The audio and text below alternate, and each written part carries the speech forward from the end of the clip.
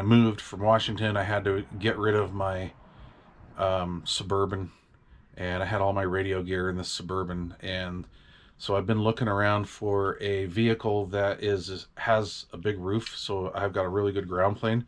I mean, I literally bought my vehicle for the roof because I wanted a big ground plane, but I didn't want another Chevy Suburban or a Ford Explorer or anything like that. So I picked me up a nice little